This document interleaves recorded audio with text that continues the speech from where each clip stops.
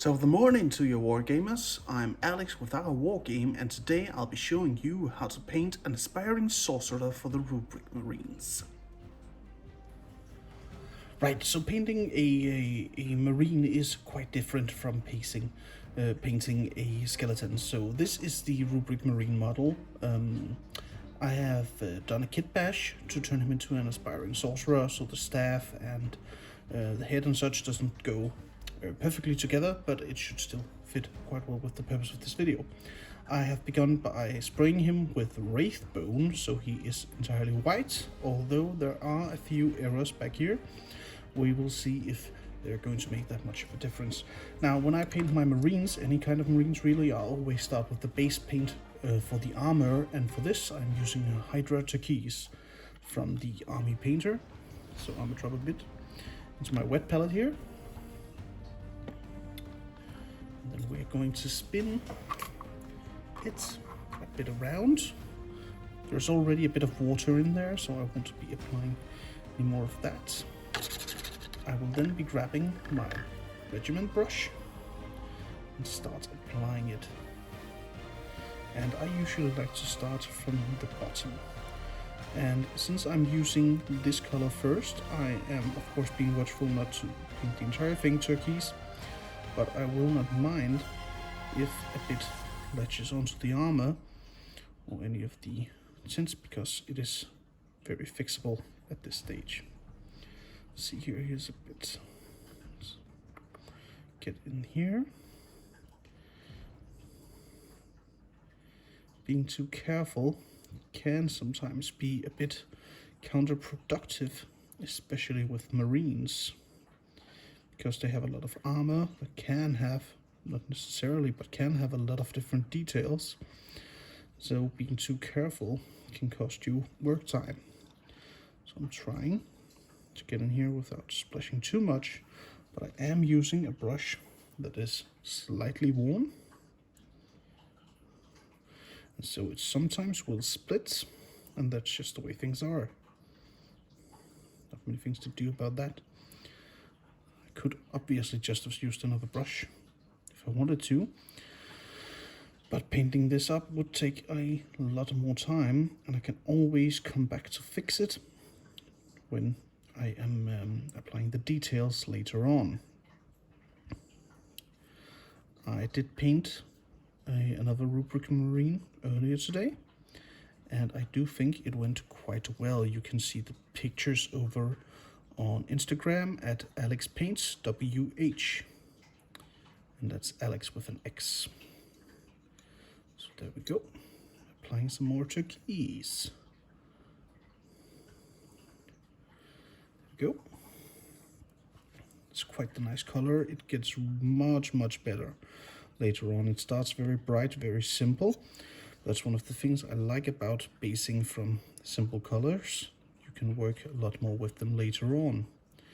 When I started painting my Thousand Suns, I worked from a contrast paint perspective using Achillean green, and I was quite satisfied with that as well, but then I tried to do it with bit more old-fashioned style, and I must admit I like the results more from this perspective. Getting the turquoise in here is quite nice. So I am attempting to prep as many of these I can in the next 2 days. I have another 3 Marines waiting for me, but our A Tale of 5 Warlords group is starting up. If you don't know what that is 5 people picking up a start collecting box, and then each assembling them, sometimes also painting them, prepping them up, getting them ready, and then we play in a narrative campaign that I'm writing. And I'm quite excited to be writing it. I'm hoping to share a bit of it on this channel. We do have at least one player, maybe more, who does not wish to be on YouTube, and so I will not share his games or his armies, but the rest of us might. Some of them used to guest my channel back when I was still a card gamer, so there's definitely a chance there. Well, my Tale of 5 armies, Tale of 5 Warlords army will be the Thousand Suns, and so I've been working towards getting these ready. quite swiftly. But I don't want to, like, I would rather play with a few white miniatures than have miniatures that I have rushed too far and so screwed up or become unsatisfied with. As you can see here from the kit bash, I've for one thing added this cloak to the armor just to give it more of a regal feel for an aspiring sorcerer in place of the regular rubric marine. I did the kit bash because I am my Thousand Suns army. I'm starting because I want to try more psychic powers. I do have a lot of heavy weaponry already with my ultramarines, and so I figured that that might be a better place to go for me than simply like doing the thing the box was actually set to do, which was pick 10 rubrics and then have one of them have, I believe it's called a Soul Reaper cannon. That's because they can only have that with 10. But I would rather play more psychers, so I went into kit bashing this solely from the kits and from a single, I think there are 2 pieces here that are other terrain or other types of units. The staff is actually a Drukhari war spear, I believe, and the skull is from a Sylvaneth from Age of Sigmar. So that's it wasn't that difficult to kit bash, but I think it looks quite nice, and it does mean that I will have an Aspiring Sorcerer that will be quite unique, and that is something that I know many people can appreciate. Now let's try to get in there. We will need to get a bit more paint in there now. I can see I didn't prepare enough Hydro Turquoise, so we'll get some more in there. Adding it to the wet palette. I'll do 2 drops. I'll need to blend it later for brighter colors, for highlights, so it probably will be okay to add a bit more than I actually need right now. There we go. There we go, thin it down quite well.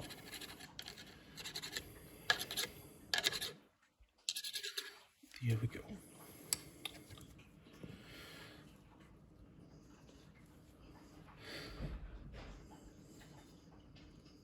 So we are moving in here now, doing the back, the inner recesses of the marine.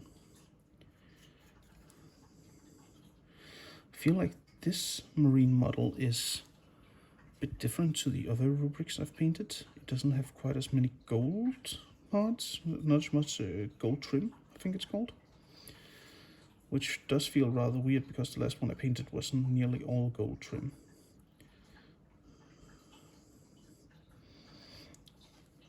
I do still think it looks quite cool though.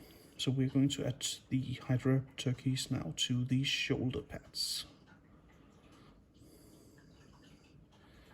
Still using the regiment's brush. So yes, I want to be trying out the different cults. In the story, I'll need to pick one, so I'll have to run a few test games, hopefully, to decide which one I use before Monday. Hopefully I can do some simulations tomorrow to figure out. I'm currently torn between playing the Cult of Magic for extra damaging spells, or damaging psychic powers, or the Cult of Time for resurrection spells, or the Cult of, I think it's called Precognition or something. Basically allows the player to create miracle dice. So you cast a psychic power, roll a die, and you get to substitute that die when making another test or another roll later in the same turn, which I find really useful and quite intriguing. Also, on the other hand, with my luck, which is of the very poor kind, I'll probably end up with only ones and no battle shock to use it for.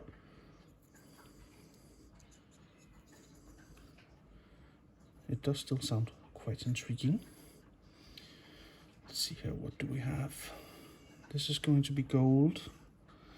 think we can add a bit of turquoise right here to the spot, and then it'll be surrounded by gold. The trim will be different colors. Right, there we go. Now moving on to the part where I actually think I'm going to switch over to another brush. So we will clean up the Richmond's brush and proceed to use the details brush for this last bit, because there's a lot of trim here, and working gold on top of turquoise isn't usually going to be the biggest problem, but why take the chance? So we're going to focus a lot on not hitting too many edges here, simply attempting to cut in between. There we go. I missed a bit there. That's what happens. Go. There we go. There we go.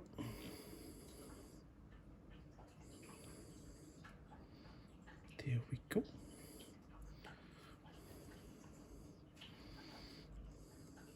Like so.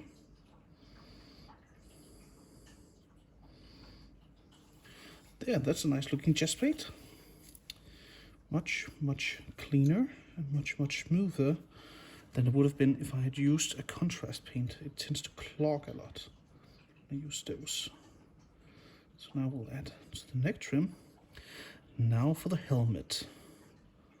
I love painting these Thousand Suns. My first army was Dark Angels, which is now mostly Ultramarines instead because of repainting. But they don't have that many details on their armor, and this is like super cool to paint. I think I might be falling for a bit of the heresy here. Oh, gotta focus real tight. So for the rest of my army, I have the 10 Sangors and another squad of Rubik Marines without any kit bashes in it. And that's what I'll be running. I'm currently missing only 3 rubrics fully painted. I also painted, of course, Ahriman, which will lead it. I'm sort of torn with him because I like him as a character, and I'm listening to the audiobook Ahriman Exile. But gameplay terms, I would have liked an HQ in the start collecting box that can actually use the specific playstyles of the Thousand Suns. Like Ahriman doesn't gain the Cult of Magic, so you don't get any practice in running HQ choices with your unit abilities. And I feel that's a bit sad. On the other hand, it does make sense that he would not have a Cult of Magic, as he's probably mastered all of them, considering that he is Ahriman. Go. I do believe that might be it for the teal. Or the turquoise. That's it. That's the first layer. So for the second color, we'll be applying bright gold from the Army Painter. So I'm giving it a good shake and throwing it into my dry palette. Once again, remember not to add metallics to your wet palette or you can ruin the sponge. I was asked if this is true in a message. I do believe that it is. I'm not about to test it as of right now, though. What I will do is when this sponge, the one that's in my wet palette right now, is about to retire, I will add metallic paints to it and see what actually happens, and we'll see if we can actually record it as well, so we can demonstrate why it should or should not be done. It'd be nice to clarify that, apart from with Google, of course. Right, so now I'm using my details brush because this is for all of the gold trim, and I'll be starting on the chest, just adding the bright gold, like so. There's like this thing with me in blue and gold. I think it's a Warcraft thing. When I started gaming, I was very young, playing Warcraft 2 on PC with my cousins, who were a lot older than me and probably way more qualified to play it. But I instantly fell in love with the Alliance, and they have these blue and silver and golden colors and honor and all that. And so these days I play, well, starting Thousand Suns, which is turquoise, a form of blue and gold. And I have ultramarines, which are once again blue and gold. Gilliman is my favorite Primarch, who is the Primarch of the Ultramarines, again blue and gold. And when I was starting War Machine, I played Signar, which is of course blue and gold. My first Age of Sigmar army, you guessed it, blue and gold Stormcast Eternals. These days I'm more about death in that faction though, and less about the gold, more about the turquoise and purple. So I guess a few things could change from time to time. Let's see, I think I actually messed up a bit on the trim there. I'll come back to clean that off camera at some point. Yes, I do things off camera, but I will tell you if I do so. Looks right over there though, so it might... Oh yeah, just a bit more and that fixed it. That's good. Easily fixable. Adding more gold trim. Like so. Yes, so I'm writing the narrative campaign for our Tale of Five Warlords game. We'll have me playing my Thousand Sons. My brother will be using Adeptus Mechanicus. He designed a pretty nice green and bronze color scheme for it, which looks amazing, and I know that when he gets to work on it properly, it'll look absolutely stunning. And then we'll have one of our friends going as the Craft World Eldar. He's a courageous one, using craft worlds. We'll have another friend going as Chaos Space Marines. I do believe he mentioned he was going Alpha Legion last time. And the last player will be using Tyranids. And he also designed a pretty decent color scheme using black, primarily black scales. Followed by, I think they're orangey, yellowy skin, if I recall. Or it's the other way around, he's using orangey scales and black skin. It's sort of spinny. But it looks really nice once he gets it done. We're going to have a story which involved capturing an artifact on a world. We'll have a campaign which will decide how much power we can add to our armies in between games. It's like super cool. So depending on how many objectives you complete, the player will get to add a certain amount of power to his army afterwards. So let's say he captures both the primary and secondary objectives. He might get a specific relic written for the campaign, or perhaps 5 power, so he can add, like, I don't know, a troop choice or something, and then build into battalions. We're playing with full Battle Force rules. Feel those make the most sense. But as we are new players, there will be a lot of mistakes involved, and then hopefully a lot of fun. Mostly the fun part. Fun's what's most important when playing these kind of games, I think. Like making sure we are all enjoying it, and that's going to be the primary focus of the story as well, and of the gameplay. So you'll be rewarded for losing a game as well, or for not completing objectives.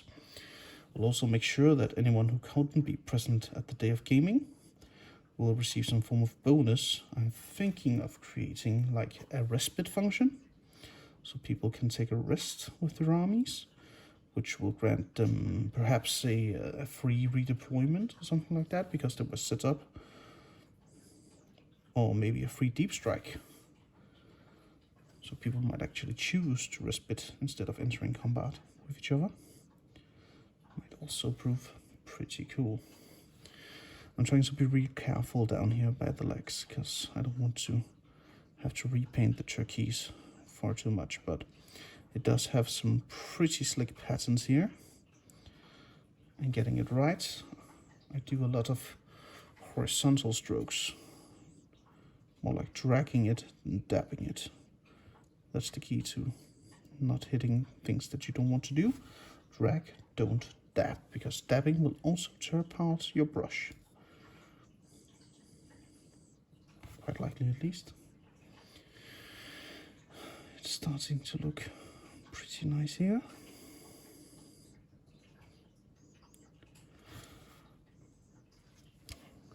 Yes. I am doing rather well on my Mini a Day challenge. You can follow that on Instagram at #MiniADay2021. I am so far at, I believe, 34 or 35 miniatures painted in March, and 130 models as of recording this video for all of 2021, which, if you do your math, is almost an entire month ahead of schedule, so that's pretty nice. I do believe COVID might have had a few things to say there. We had a month home from work in which we didn't have, well, I mean, I'm a teacher, so I still had some prep schedules and such, but there wasn't quite as much to do during the day, especially since I teach the younger grades. So there was a lot more time for painting. Also helps quite well with relaxing. And that's good. I even once had a doctor tell me this is quite much like therapy and meditation, so I should keep doing this under all circumstances. I do believe he was right, because this is very, very nice for the soul after a long day. Just kick back and get to painting.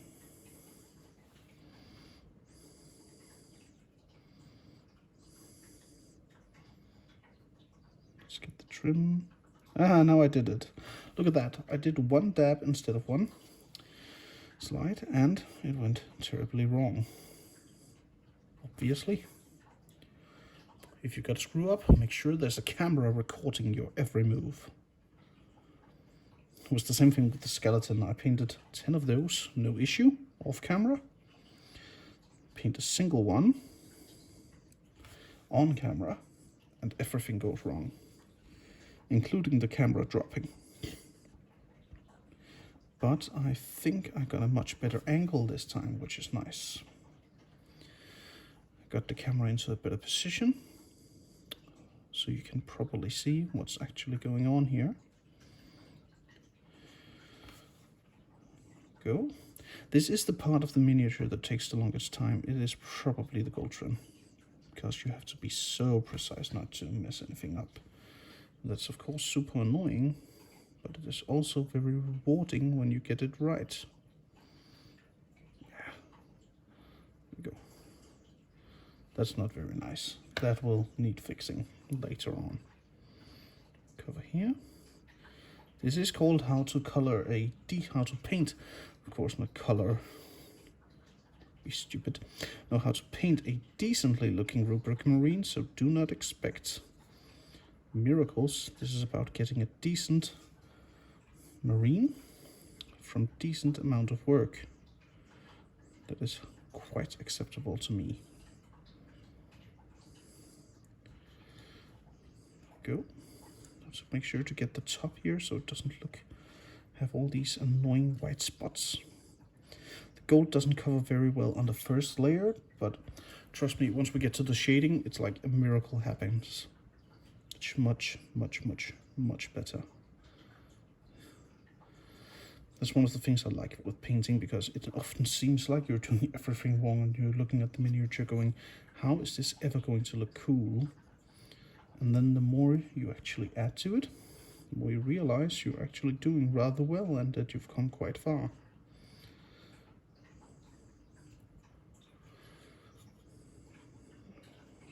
There we go. Cover that, please.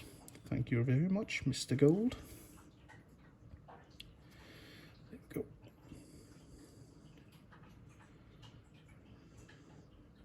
So I did test out the Cult of Magic against my younger brother's Adeptus Mechanicus ones, but I got totally destroyed because the Adeptus Mechanicus Start Collecting box comes with a tank which has a disintegrator, and would you believe the thing is a Skitarii, so you can pop a stratagem to give it +2 to hit when shooting, and that's just grim for a gun that doesn't require line of sight to actually hit. That was just way, way, way beyond what's fair. So yeah, I lost terribly with the Cult of Magic. especially due to me making the, that's probably why, mostly why, not because of unfairness or anything like that. I charged my Ariman into the tank, fully expecting him to survive and do well because he had psychic powers plus pistol shooting plus the staff. So I was thinking he if anyone could do it, it was probably him. I was figuring. It turns out I was quite wrong. He got totally busted by the tank, and I lost him in turn 2. I'm not making that mistake again. Now the armor is starting to look rather nice. We'll proceed with the shoulder pads here. I have to be super careful because these lines are going to be white and yellow. Those lines in there. And if I get any gold on them, there's going to be hell to pay for fixing that. So let's see if we can avoid that.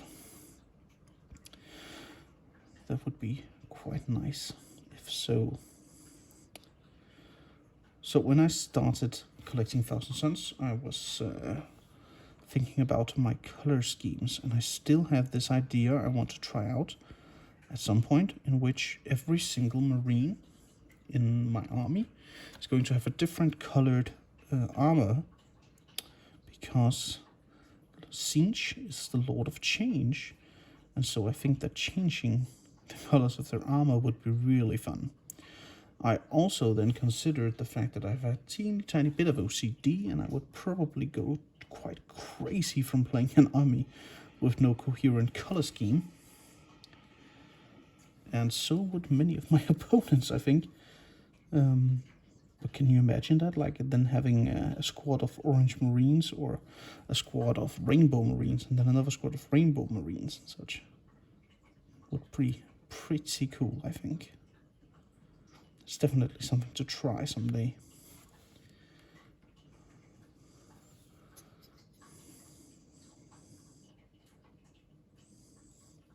There we go.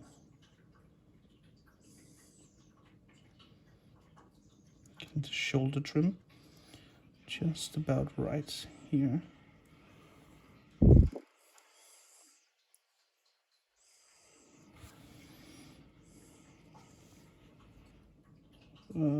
I hate this. Like places where the turkeys got a bit too far is cloggering up, creating a greenish gold instead. And while it does look nice, I can't like make the entire model like that now. And also, it's not what I'm going for. So I'll have to fix it. Now for the other shoulder trim. Oh, there's a lot of turkey splatter here. I should have been way more careful. Duly note that it might come back to bite you if you do as I do and simply want to progress with the Marine as you're painting it. Sometimes a bit more attention to detail is warranted and needed. There we go. Let's see if we can get it right here. He's starting to look, he is starting to look rather cool for a simplistic gold and blue style. It's like the more color actually gets on the model, the better it starts looking, eh? It's funny how it works. A bit here.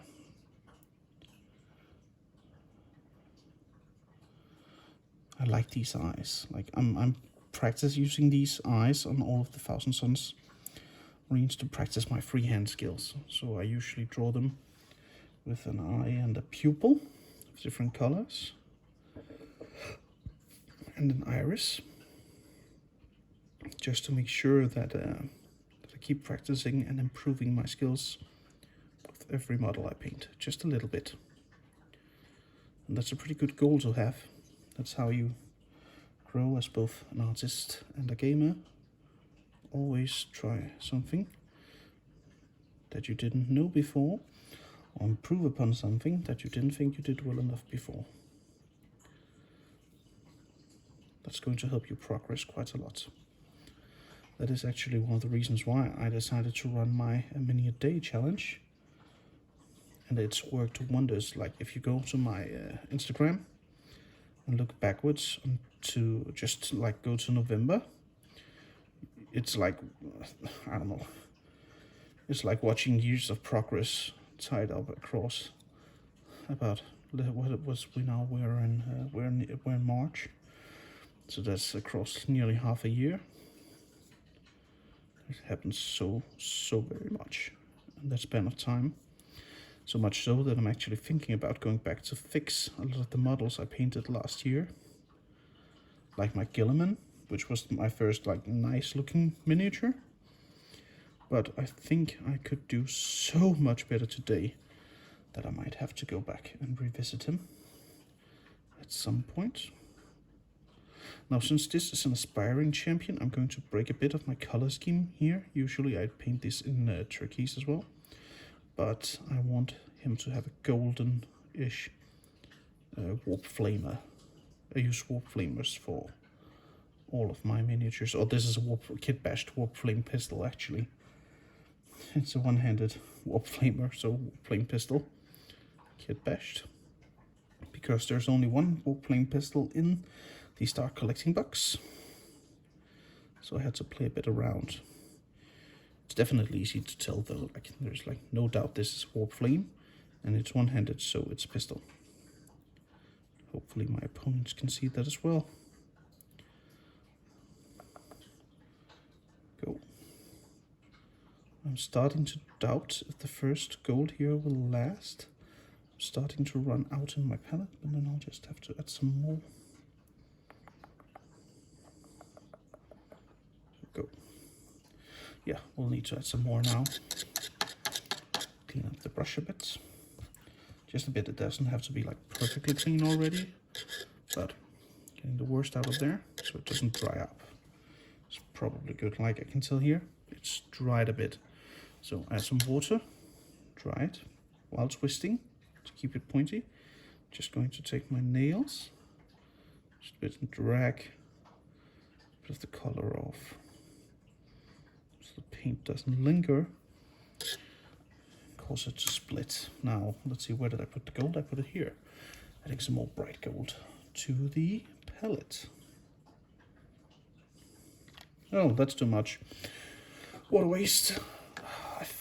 I hope one day we come out with a smart way to keep metallic paints, so that we won't be wasting quite as much of it. Go. More gold. I think we are now moving. We did the gun. We actually missed a bit of down here. I just spotted. Here we go. We did the gun. We need the beak of the gun. I usually do this in gold as well.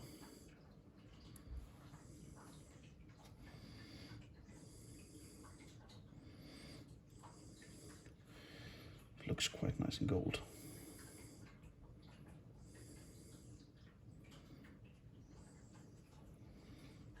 Go. Get in here. Like so. Like so.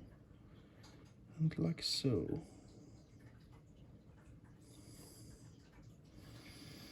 There we go. That's the beak. Okay, so proceeding with the helmet now. I'm going to swipe a bit of the paint on here. See if we can get it on without clogging too much. Yeah. This is going to look quite nice once it's finished. I'm trying to keep the staff out of your picture, out of the frame, but it is quite difficult while I'm also attempting to paint this. So you'll have to forgive that.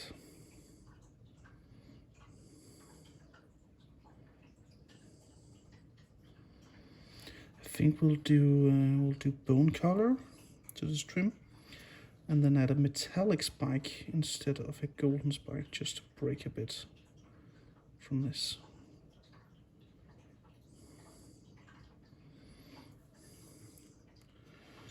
Because that's a highlight in itself. Like, that's one of the things that these Thousand Suns have really shown me, is that just a tiny detail that breaks with the format really heightens, really elevates the miniature, and can make it seem much more attractive, even if there are like numerous errors. few good details can really pull that up. That's also one of the reasons why I still don't do proper edge highlighting in the heavy metal style. I run like blended surface highlights, not edge highlights, surface highlights. And then I try to only highlight the pieces of the miniature that I want to literally be highlighted, like the pieces that I want people to notice when looking at it. During this weekend there was a Games Workshop reveal, and they revealed a new tank for the Sisters of Battle, and while I do love the Sisters of Battle, I think they're great, the tank itself was painted with it was black, and it had so many white edges because of the edge highlight method that I kind of think it took away from the miniature. So I'm trying to not do that myself. It's just not the style for me. It doesn't exactly make it look ugly, that's not what I'm saying. That would be incredibly arrogant. But it's just not how I want my personal miniatures to look. We're doing the back trim here.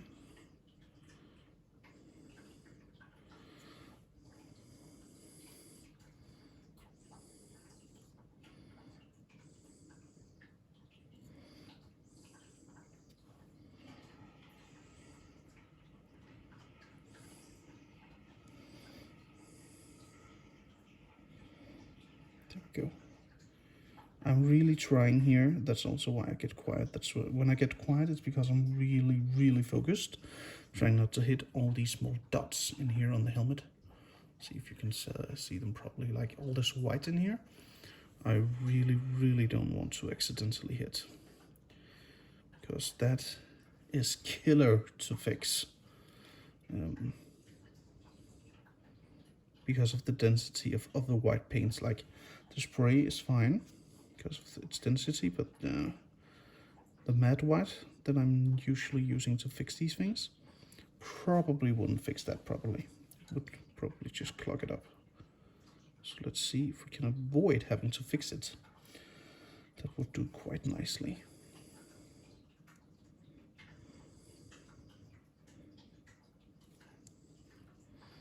I'm now trying to get the final pieces in here.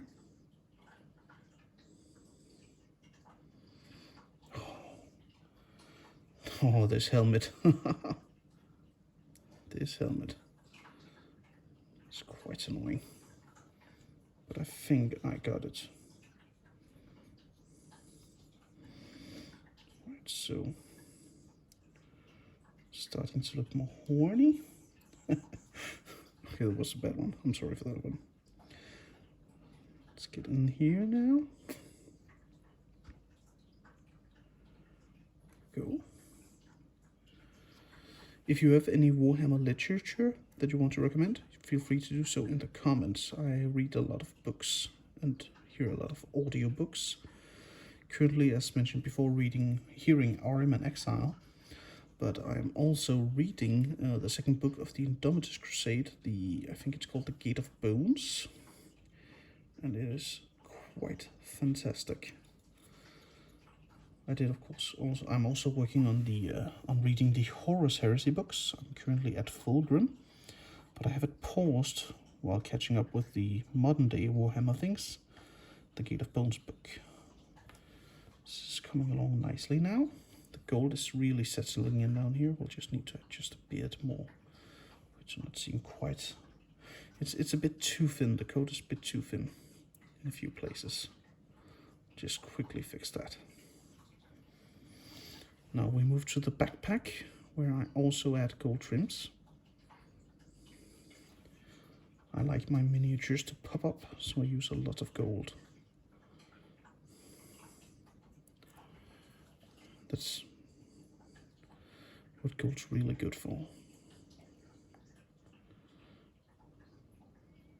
Go like so, like so.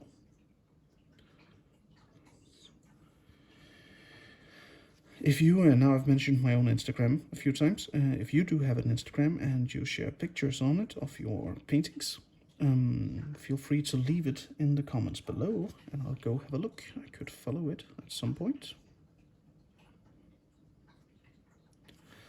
if I like your work.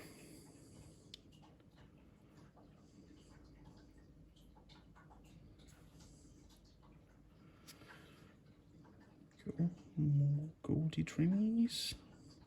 There we go, there it is. There, now that bit of tattered blue I left there before, turquoise, of course, not blue, is actually coming out quite nicely now, because now it actually looks like the backpack below is turquoise, covered by a golden trim. That's great. I can tell I left a few things there.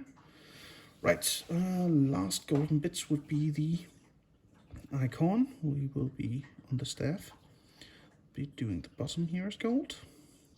Oh, there's also, I don't know if you can actually tell this, but there's the tappet, which needs a bit of gold down here. Let's see here. We will use the gold trim here as well. The staff, oh, I did it. Oh, that's so bad. Let's see, can we get it out? We cannot. Let's hope we can fix it. Like smearing, just, oh yeah, like this. Of course the camera's down. Sorry about that. Accidentally hit this part in here, and that was not supposed to happen. Let's hope we can fix it. Otherwise this will be a don't do this video instead. How not to paint your miniatures. Here we go. Oh, I love these big eyes. I really, really love painting these. They turn so great.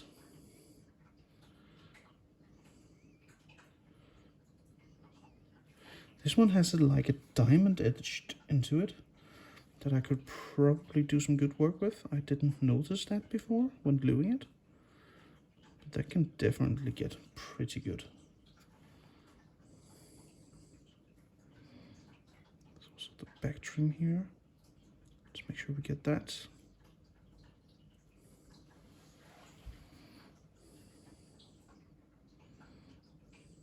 There we go. There we go. Right, now the front of the staff. This is what other people will be looking at. I like to think of it as the back is what I'll be looking at, and the front is what other people will usually be watching when you're playing the games, of course, because I know facing direction technically isn't a thing on like 9 out of 10 Warhammer 40,000 miniatures, but I still like to keep it so that they're like pointing the way they're shooting and such. Just makes a lot more sense to me to keep it a bit more realistic for the narrative.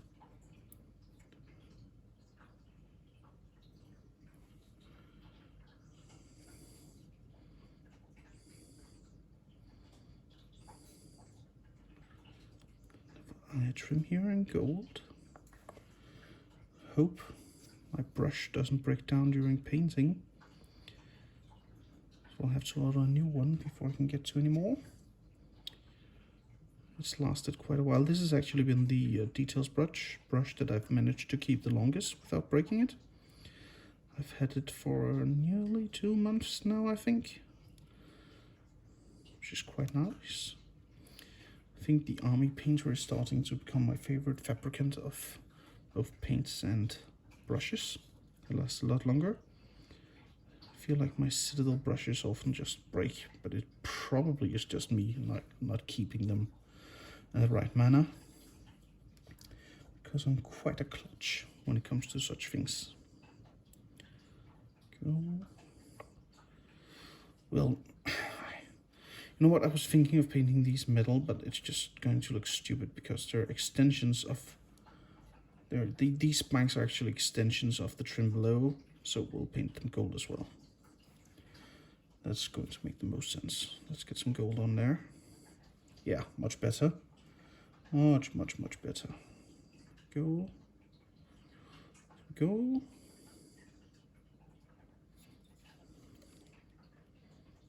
Dot, dot, dot, dot, dot.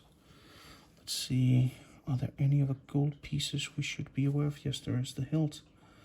This piece of hilt understaff should be gold as well. Like so.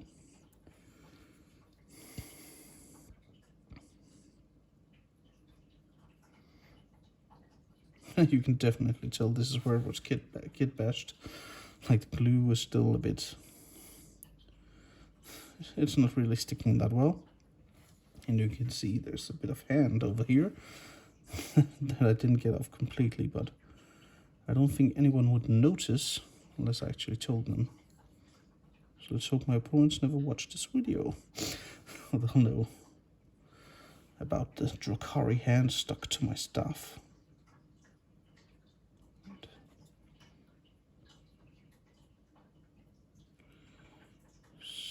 So I think we might start to be getting there with the gold.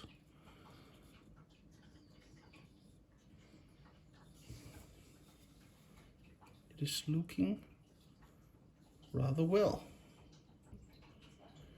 Now we will be painting the Skullbird heads. These are quite swifter as I start off with the Skeleton Holds Citadel Contrast paint. So we'll pick up our base brush again. Mine's gotten a bit twisted. This is my regiment brush from Army Painter. We'll apply it onto the gun, like so.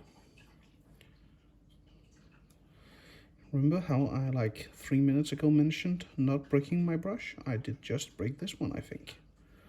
Hopefully it's not like the brushes are hurt or anything, so I think it will serve just fine. It's just a bit tilted to one side. Here we go. Let's get that skeleton horse in there. And same thing goes for the staff. We'll be applying it to the skull. And I'll be applying it both to the skull and to the horns. But the skull I will also be doing some highlights on, whereas the horns are probably going to stick with this as it is.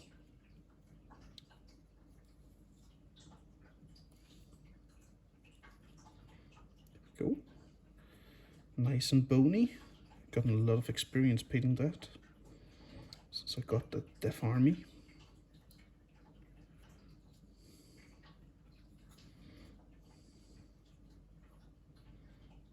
Oh, this is very twisty.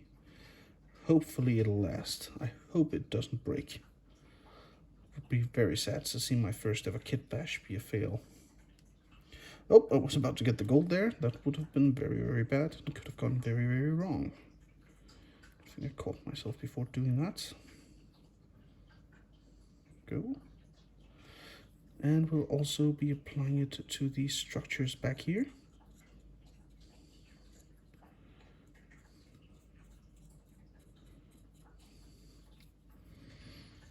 Because the Lord of Change demands bird heads.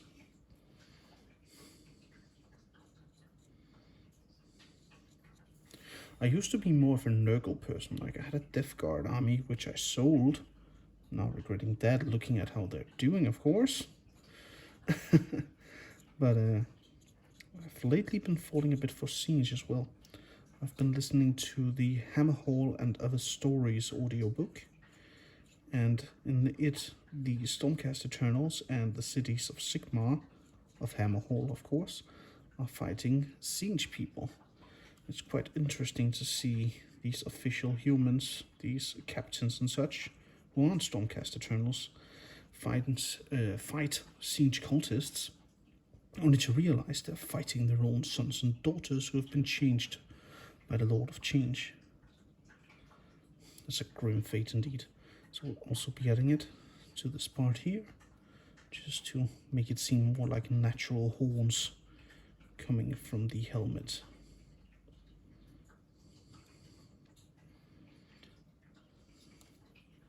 Go.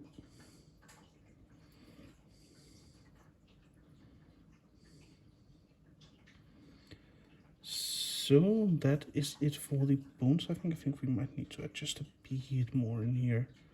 Just like get that color out. There we go. That's it for the bone structures of this miniature. We'll now be moving into the metallic section, and for that we'll be using gunmetal. We will be using it for the staff primarily, and for the gun, as well as any thrusters we might find spread across the miniature. I also like to do my Thousand Suns belts as metal, seeing as how they're Horus Heresy models. Or their armors were designed during the Horus Heresy at least. So we'll grab the regiment's brush again, or your other base. We'll add it to the barrel of the gun. It's a nice look. I really think the gunmetal from Army Painter is like super good. Lead Belcher is a bit too dark, and plate mail is a bit too bright for starting with. This is exactly what I've been looking for. Now do keep in mind, this is all personal preference. I'm not saying one color is better than the other. I'm saying it's working better for me in particular. There we go. Adding it to the warp flame here. I think this is a warp flame canister, which I do find a bit silly. Like, the warp flames are supposedly magical, right? I mean, that's why they are warp flames and not just regular flamers. So why would they need a canister to be applied to the gun? That's that's actually a bit silly. Like, we can melt people with our minds, but let's not do that right here.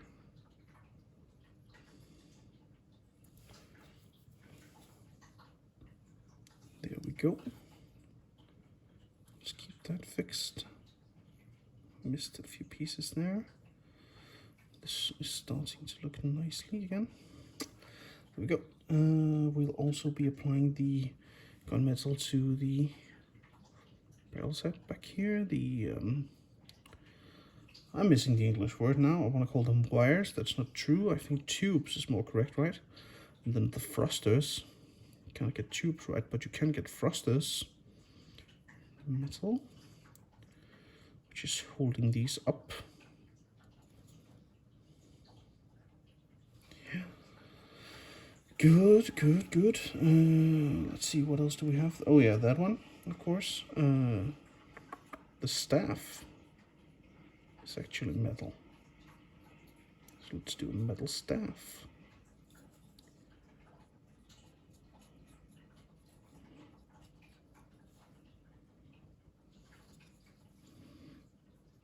Make sure it's covered all nicely. You can definitely tell I've missed a few places here.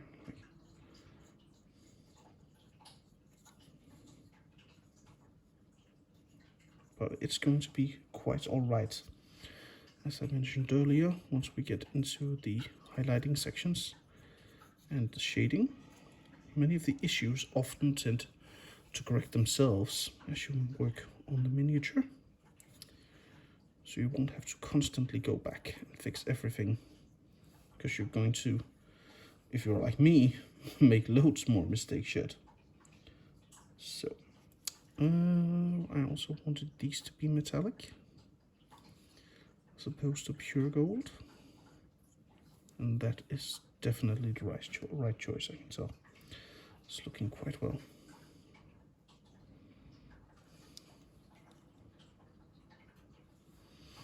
Go.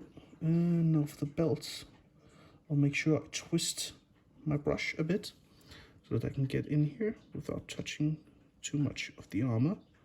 A bit of smear we can deal with, but not too much.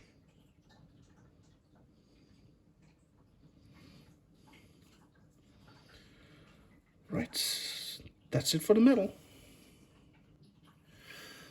Now we are going to start on the decorations, and this is where I really think the Thousand Suns models, especially Rubric Marines and Scarab Lord Terminators, are extraordinary cool.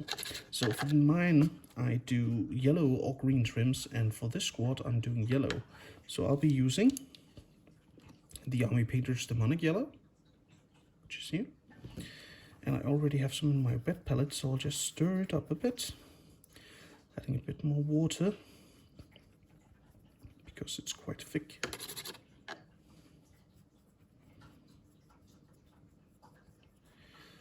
There we go. Now we'll grab the details brush, get some paint on there, and we'll flip to the leg, doing every other line is yellow and the other is white. So that's a pretty nice contrast to the miniature. So this one's yellow, this one's white, this one is yellow. This is one of those places where you really want to be precise, because messing up here, oh boy, does it take a while to fix.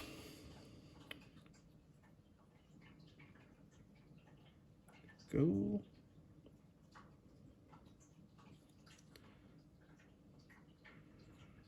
If you didn't thin, this is where you'll know if you didn't thin your yellow enough, or your other heraldic color, whichever one you're actually preferring to use. This is one. Because if you didn't thin it enough, it's going to clog and create problems, most likely costing you a pretty nice miniature. Now I'll do the same for the shoulders. Every other is yellow.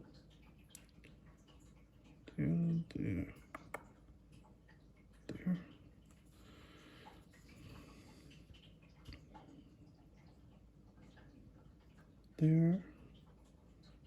There. Oh, this takes so much focus. There. And there.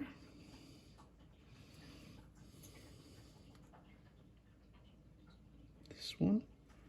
Oh, this is when my double vision usually starts to act up. But it seems 7, 9, 13 to be going quite okay at this time.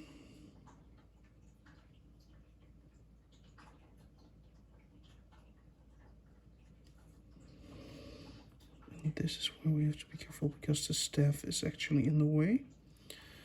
But it turned out quite okay, as you can see, hopefully. Now for the backpack, we do the same. Yellow, white, yellow, white, yellow, white, yellow. Yellow is a very bright color to do this with. When I did the green, it was much more visible much sooner. But I do think that once you've gotten a few layers of this on, it's going to really, really stick. Now for the horn, we do white, yellow, white, yellow, yellow, and white. There we go. And now for the other side, and this is where it's a problem, because the bloody stuff is in the way. We'll try our very, very best. Go. Go. That did turn out quite well, actually. I'm surprised that didn't go half as wrong as it could have. Nice. Now we're going to dive into the beginning of the warp flames on by the skull and near the eye. And for this, we'll be starting off with the green skin screen, because it's the only Army Painter green I currently have at my disposal. 2 drops of it. Filling it down once again with a bit of water.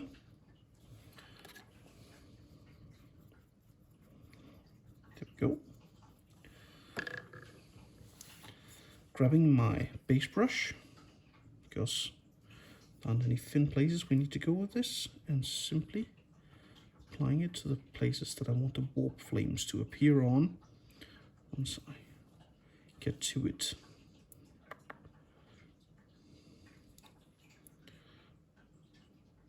This is actually, I think, from the Sylvaneth model, intended to be a form of branches, but it works quite well as warp flames.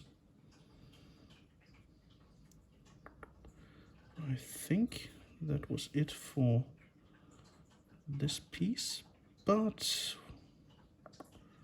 we will try by also, yes, we'll try something new. We'll experiment a bit, see if we can also make this part up here warp flamey.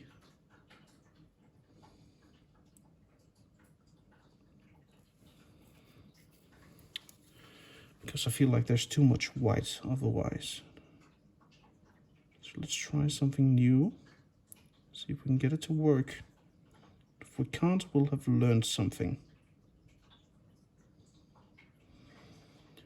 There we go. Those were the green parts for the warp flame. For the last base color, we'll be doing red, which we already have in the wet palette from earlier on. I'll just stir it up a bit, once again with a bit of water. And I might as well add that I went back a bit, as I mentioned I would, and cleaned up a bit of the turquoise, cleaned up a bit of the gold, as well as decided on going with a turquoise diamond for the eye. We'll see if it actually holds up in the end. So for the red, we'll be doing eyes, of course. So we'll be keeping it rather stiffly and just gently inserting our details brush, like so. Then we will be painting gems and eyes in red as well. So as you can see here, I'm trying to do a circular motion to get it in here without actually hitting the gold trim. This is always where it gets difficult though. Always where something goes wrong. Because painting all of these eyes everywhere is not the easiest of tasks. Go. Like so. Like so. And there's another eye back here again.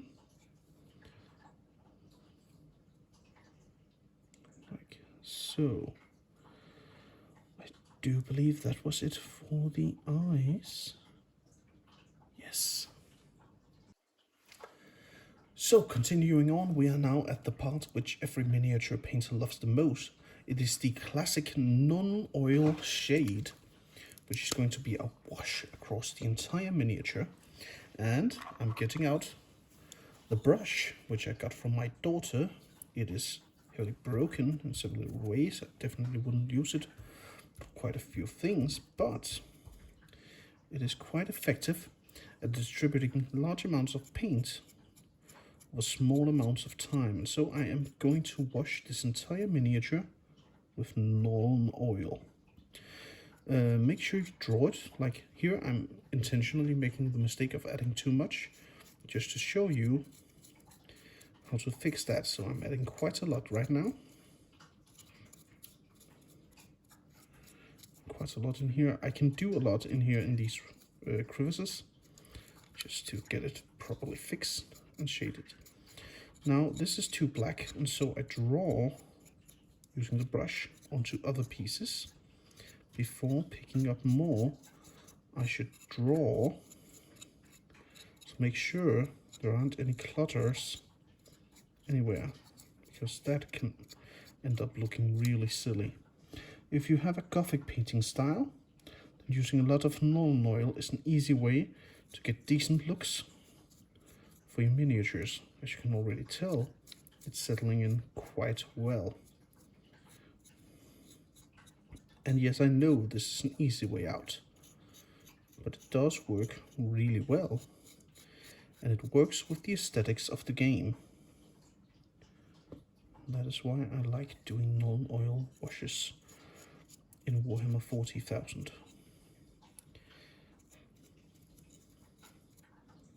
Because it feels good, it looks nice, and it brings to my attention places in which I messed up, because once I'm done with this, I'll be able to tell if there are like places where I need to do more gold or more blue because they have the wrong color now. Go. As you can tell, I'm not letting the color stay on. Like, I'm not letting it clog in the crevices. I'm really, really trying here to draw it around. Except from the places like down here, where the brush couldn't probably find its mark. I'm letting it sit there to make wonders. You will also note that the Wraithbone color that I used as my base spray, as my priming spray, is actually taking to this really, really well and creating a very cloth, very realistic form of cloth for the tabard.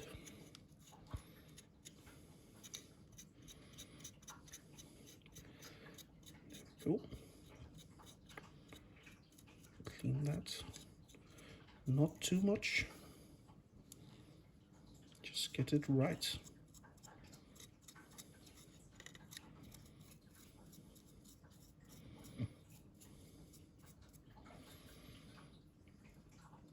That is already starting to look much better. And for the icon, also be using it. No, I am not currently thinning down my Nuln Oil. I probably should have, but I haven't been for a while now. Let's apply this. Wow, that got way too dark though. Let's see if we can dry some of that up. I am very, very careful with this, quite afraid that it is going to break because it looks like it's going to break every time I strike the brush across it. I really wouldn't want that to happen, eh? Set a bit more down here with the helmet as well.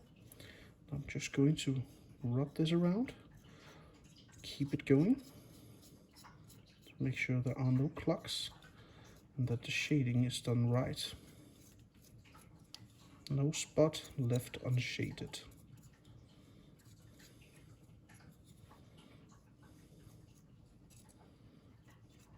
There we go. Get in there, cover that up nicely. You can really tell it's done quite wonders for the staff already. It's looking much clearer.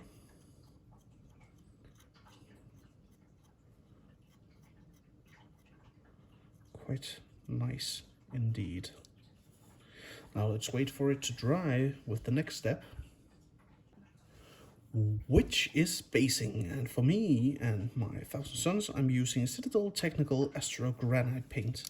So get out your favorite terrain. It doesn't have to be this one.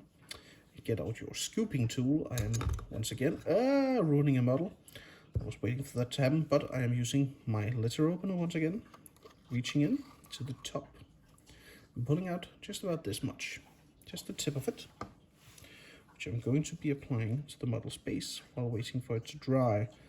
Now, I don't mind getting a bit onto the model. If there's too much, I'll of course clean it up. The good thing about Astro Granite is that it is quite dark and grey and shady, so you can always just let it be a shade while it is at the bottom of the miniature, like so. Make sure you get a good spread of whatever you're using. You don't want it to clog it too much unless you're building something like a hill or something, like so.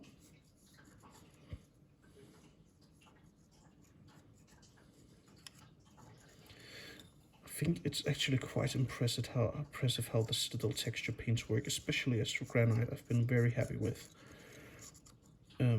For a lot of my other miniatures, like for meadow layouts and such, I'll be using my Army Painter tools, but for dark space armies, Astro Granite is definitely a go-to.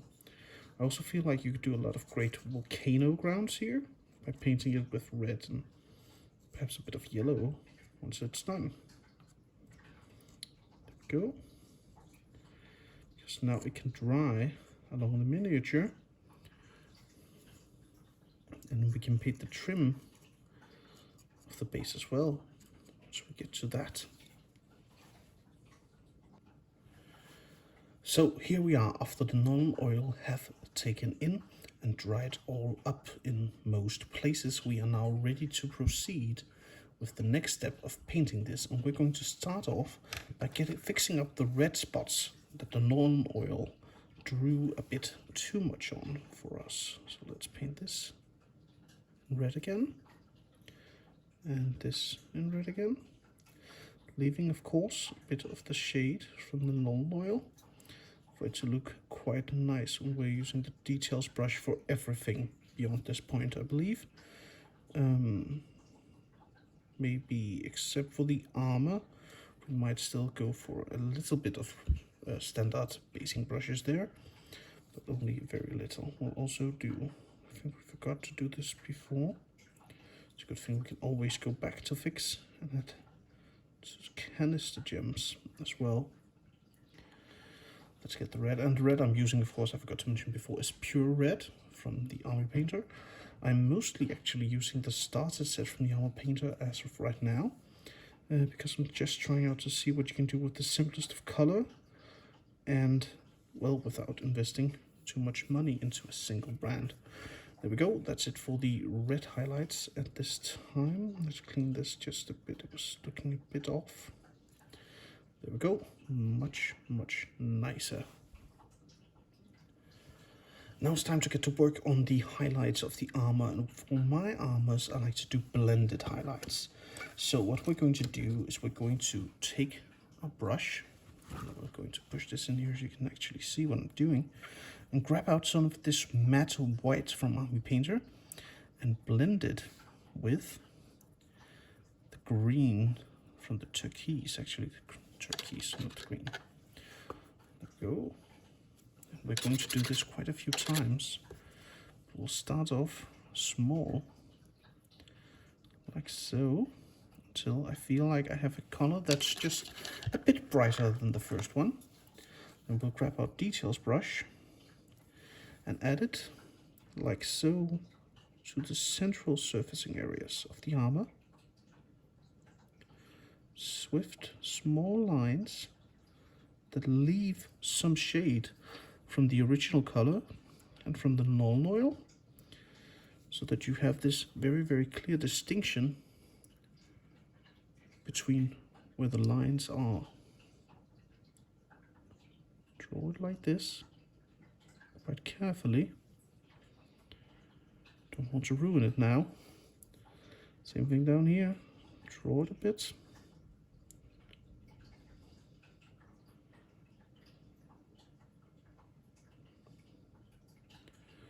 To give it a more bright tone in the places that you want it to be. I like to do it across most of the armors.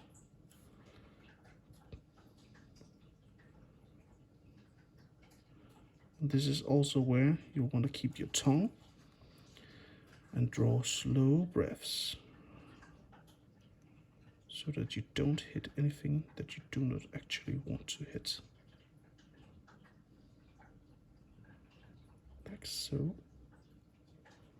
like so. There, that's already looking quite nice with the helmet. Let's see if we can actually get in here, get the other side without hitting a place that we do not want to. We could, that's nice. Get it in there. This is a very simple manner of highlighting, which doesn't take quite as much skill, I find. Or it takes a different kind of skill, I find, than edge highlighting. Edge highlighting is for people with very still hands. That definitely is not me. Right, this one, however, will keep you practiced for edge highlighting. As you can see, this is rilled, so we'll have to be very careful here. Do horizontal strokes with the brush. Make sure that it's not too wet, or it will run off all on its own and ruin all of your hard work in a single stroke. And that's not what we're looking to do here now. Same thing here with the glove. Leave the inner part so that there's a clear distinction between top and bottom. Fingers, small, very small strokes. Go.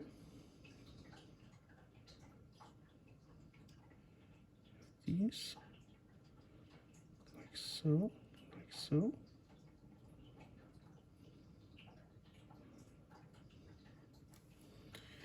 So it doesn't have to be perfect, just have to like emphasize that there's a clear distinction between where it's bright, where it's shaded. And this method does that quite well.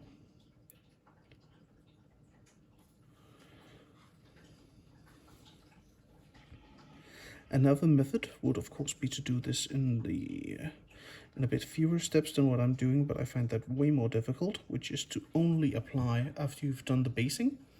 You'll only be applying null oil to the pieces of the miniature that you want to be perfectly shaded.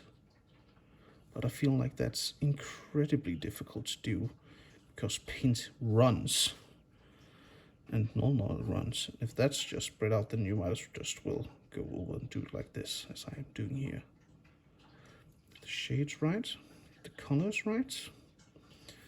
There's a trim here I would like to highlight as well. This is already coming along quite nicely. Now for the shoulders, these are always difficult, I feel, because they tend to clog, but we'll see if we can get it right.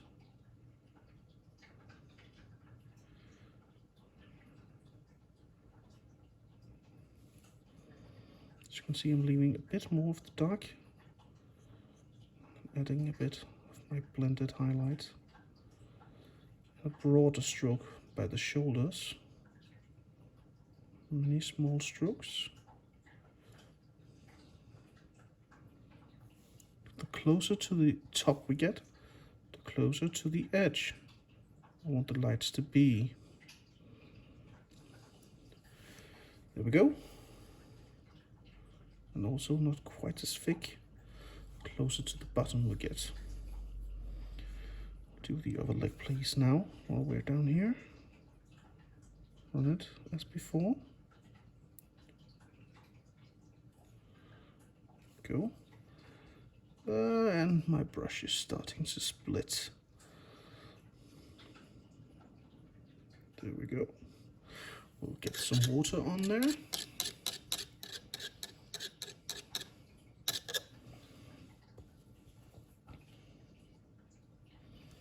we go. Continuing with the hand over here. Run across this finger like this.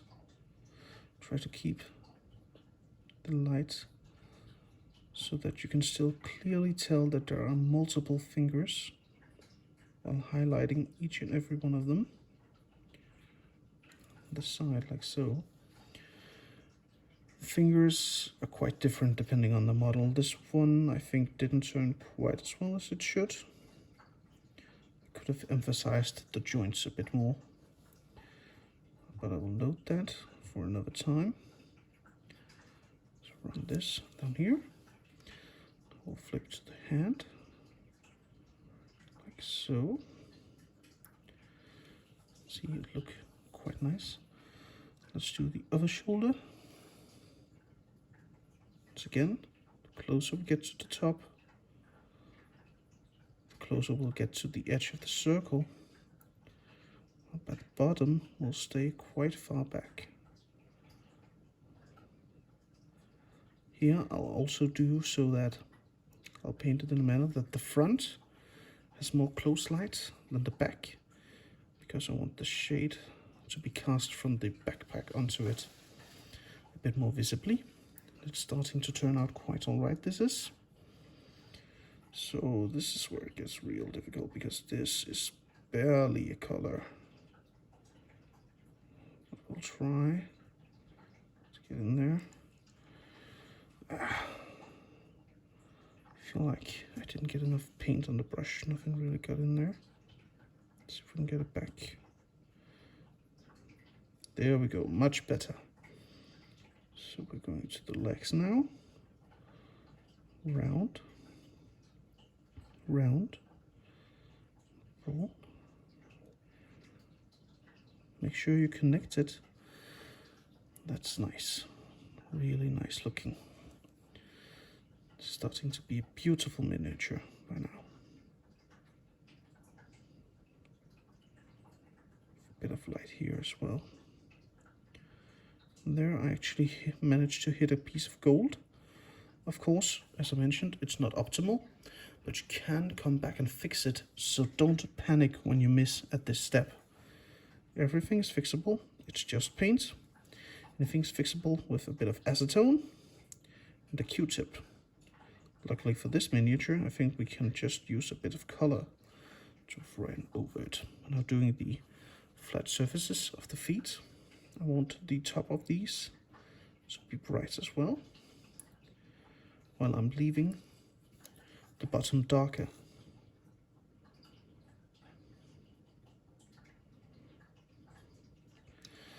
This entire plate will be quite bright, because it's one that we will notice a lot during play. It takes up a lot of space on the miniature, so we'll draw a lot of attention to it by making it brighter.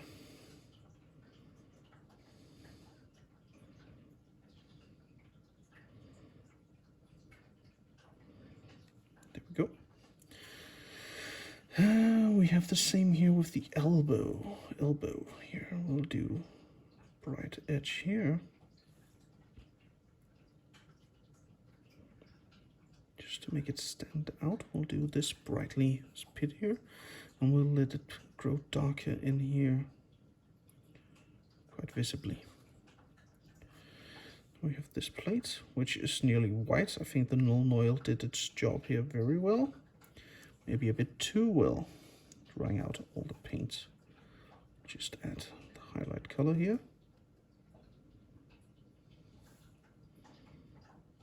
There we go. I also like to draw a streak at the back, just ever so slightly in here, so that it stands a bit out. The same over here, run along the outer edge, run in and draw just a bit. So there's still a great distinction between the plates, but you can see that there's something in there, even while looking from a bit of a distance. And that is what adds quite a bit of detail to the model.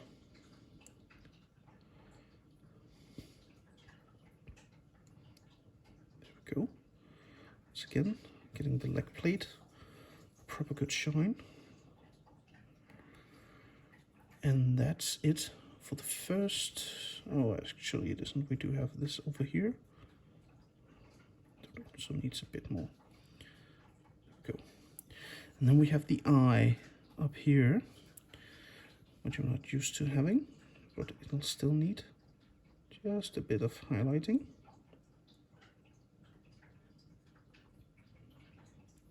There we go. A bit brighter. Same over here.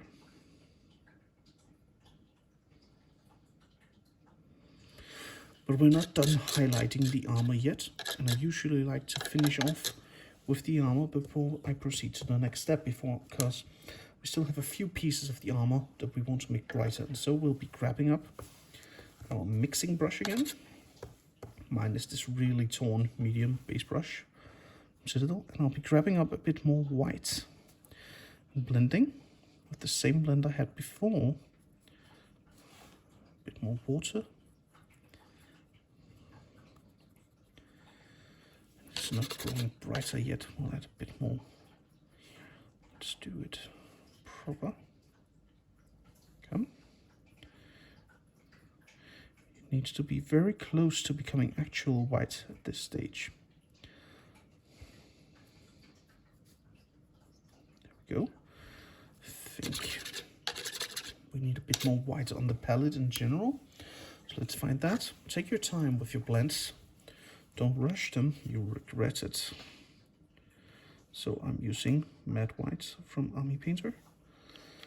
I think this is the white I found that so far clogs the least. If you've been painting for a while, you know that many white colors are super annoying to deal with. Yes, let's get it in there. That's the brightness we're looking for. That looks quite baby blue.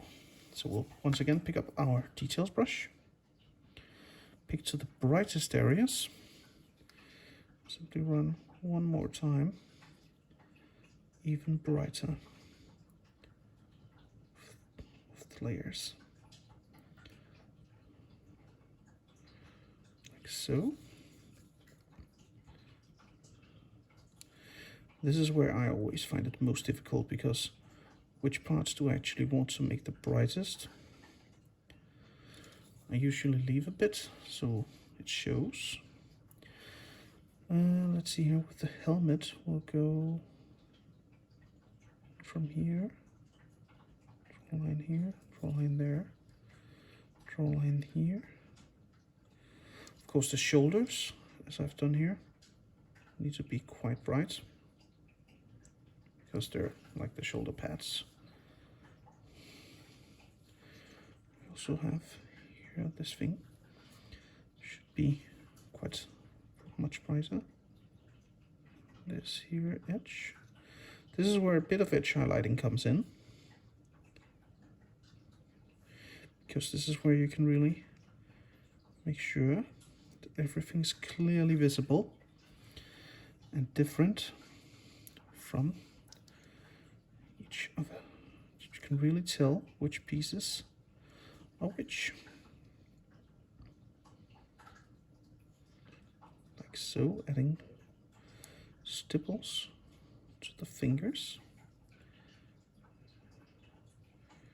Adding it just a bit. Not a full-on edge highlight. Mine are way too thick for that, but they're in that area.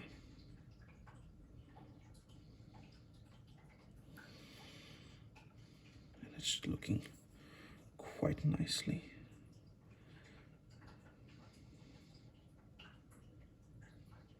Let's also add a bit more light to the chest areas, to the line in there, and also, of course, to the feet, because the feet are actually quite bright. They're sticking out from the rest of the body, so I feel like they should be quite a bit brighter. Wow, this is actually turning out really nice. I didn't expect it to go over this well, considering how many things are starting to come out wrong, but it seems we got it under control.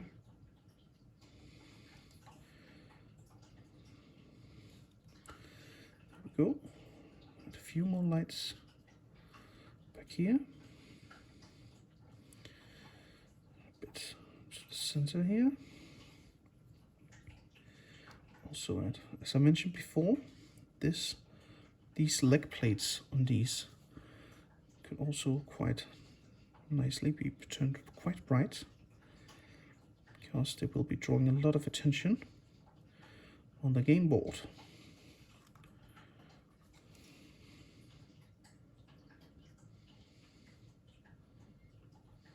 There we go. There we go. Just a bit. That is a nice looking armor with quite some nice looking gold.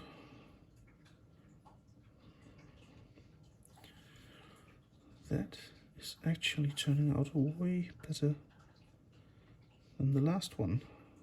It's good. You should be improving with each miniature you paint, and I can definitely see improvement even from earlier today, which is nice. I did mess up a bit here, I can tell now, so let's get that fixed. Get a more circular shape in there. The circle is a nice shape to use when you're painting. It makes it seem more natural. So get some circular motions in there for your own satisfaction, if you will. There you go. That's a pretty decent looking armor as of right now, but we're not quite done yet. For the next part of the miniature, we'll be working on the warp flames. These are some that I've been working on for quite a while to get quite right. What I like to do is I take the green that I used as a base, and then I sweep in some demonic yellow, quite aesthetically pleasing, with demonic yellow added to greenskin green for warp flame. So let's get in more yellow here until it starts to show slightly brighter green. As you can probably see here, I'm going for. That is because, of course, yellow and green mix quite well to create brighter greens. There we go. That's a good first step. So let's take this, and same as with the armor, apply in short steps, like so. So that you can still clearly tell that there's a base color beneath, while also emphasizing the green that will become flames.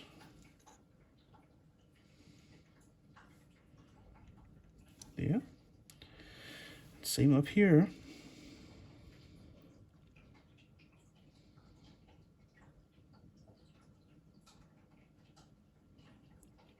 By the icon. There we go.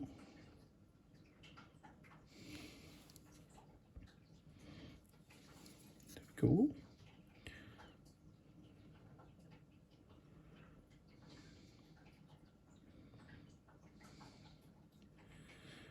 And there we go. And just as with the blue, we're going to go straight ahead and add more of the color into the mix. So we'll go and grab some more demonic yellow.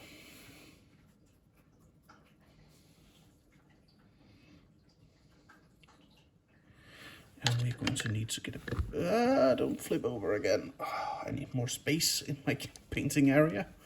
Right, let's add a bit more demonic yellow to the palette. So we have some more to grab for the mixing. Adding quite a bit of chunk here. Need it to be a very... It has to be closer to yellow now than green for the next part, I feel. At least that's what I want. If it doesn't want to go, it doesn't want to go, and we just have to deal with that. But it seems like I'm at a very pukey green here.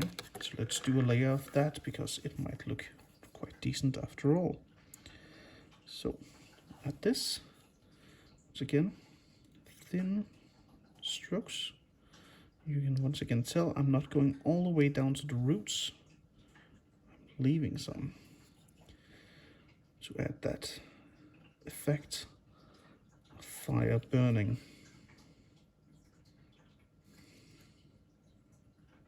Like so. Like so. And once again up here. This is where I think I'm going to start running it. Like so. Like so.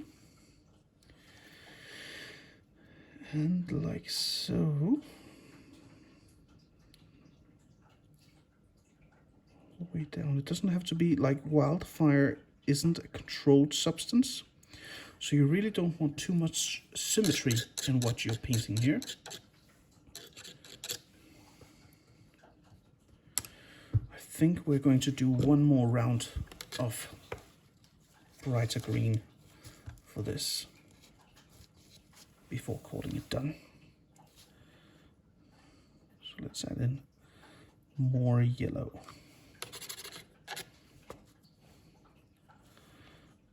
And get this on. That is very, very close.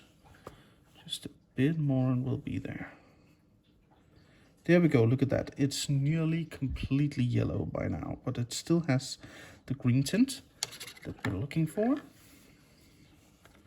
So we can add this to the existing color palette. for the flames. So let's do just that. Making them reminisce. Green Hellfire. I always envision warp flames as Fellfire from the Warcraft universe. So, greenish. Good.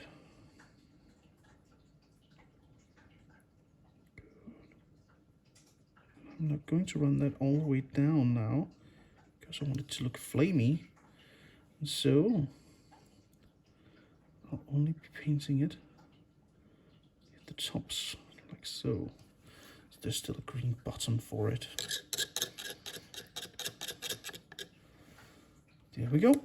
That's it for the warp flames for this model. The last thing I want to really clear up with this model is the skull pieces, and for that we'll be using Citadel Paint's Ushapti Bone. We're picking up a bit of it here from the pockets and adding it to the wet palette because I'm all out. Spent a lot of it on painting skeletons. Now between this step and the former step, I did add some gamer tuft to the base. I added some bluegrass, some red flowers, and a chunk of rock. Some of it from gamer grass and some of it from the army painter. Now that we have some Ushapti bone, we'll get out our details pen once again, our details brush once again, and we'll add highlights to the skulls just to make them seem a bit more realistic. If you want a full-on guide on how I paint my skulls in general, my skeletons, there is a video on this channel that you can go ahead and take a look at, which I go into greater detail on painting skeleton bones, which is one of my favorite things to paint. But we'll have just get a bit of Ushapti bone in here. As you can see, I'm making sure to add plenty of the bright lights. I should be, while still, once again, leaving some of the original color to create a natural sensation of shadows. Like so. There we go. We can also, if we're courageous, which we are feeling quite today, add just a few more strokes of Ushapti bone to these lines out here, just to brighten them ever so slightly. And what did I do? Because this, oh boy, I cannot get my pen brush in here properly. If you hear me calling the brush a pencil, it's because that's what it's called in Danish, which is my mother tongue. And so I sometimes stumble on the words, just as most other people with English as a foreign language does. There we go, much nicer. Moving on to do the same down here by the bird. Needs just a bit more light, I think. Not very much. This settled quite well. On the top side, we'll use this Ushapti bone. It's a bit of edge highlighting, just a very, very little.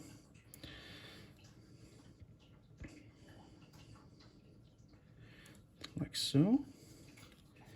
The same over here with the bird skulls. Just a little bit. Look at that. See if I can get it out. It's okay, good. So again, horizontal strokes, just to make it ever so slightly brighter. Go.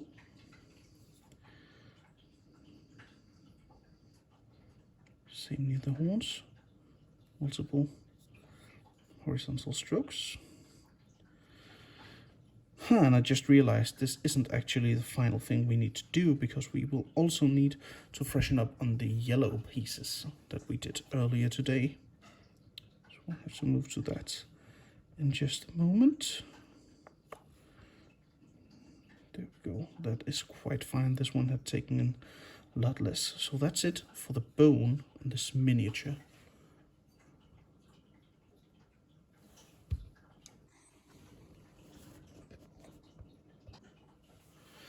The last touch to the miniature will be the yellow and white stripes that we need to finish off right. So we will thin out the demonic yellow, once again with a bit of water, get out the details brush, and add the exact same layers to the exact same places we did before we shaded. However, post shading, we should see a much more confident breakthrough of the color. Not on the helmet, perhaps. Yeah, actually also on the helmet. You can see here. It's breaking out quite nicely through here. But definitely here on the shoulders, where it's going to break from the darkness of the shaded gold quite well. And it's funny how you can always like say, it's easy to say, well, this is the last thing I'm going to do, but then I might also off camera decide to like clean it up and all such things. Always remember to clean up your work, right? So you are happy with it. Don't worry about what other people are going to think, just make sure that you are happy with the product that you put out.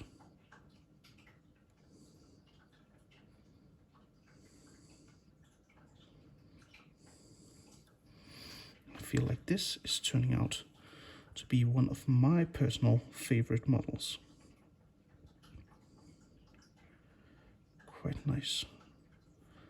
The yellow here.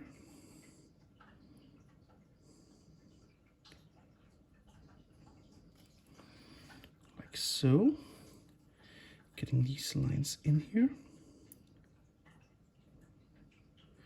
Especially here, look at that, at the legs. This is turning real nice.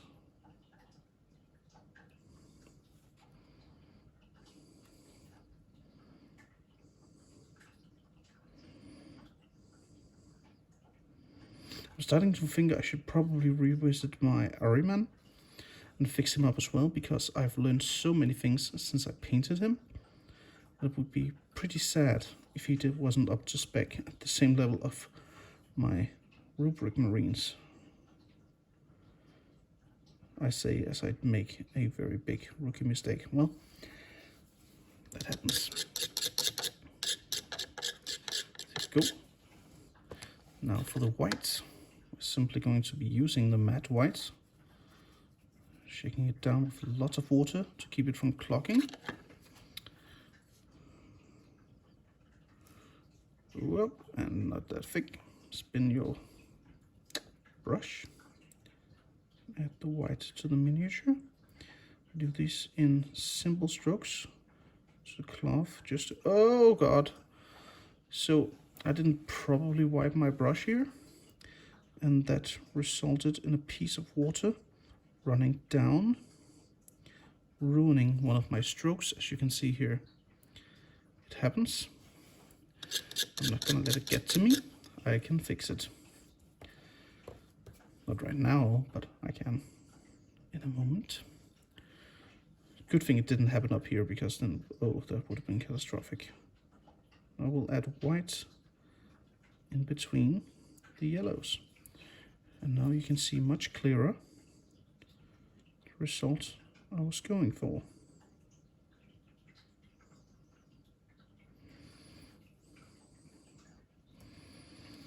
Good, good, good, good.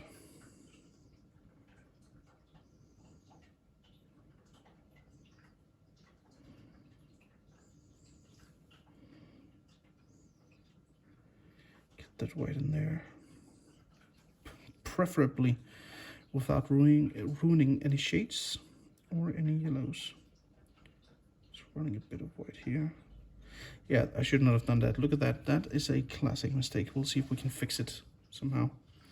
Using a white that is too bright to highlight other whites can potentially ruin it quite well. I also Didn't use enough yellow first there, so we'll have to revisit that. Now for the lighter back here, like so. Just 2 simple strokes here, just to get the edges, the broad edges, not all of the folds down here, but get the edges right. So you can tell where the cloak actually is. That should make do for that.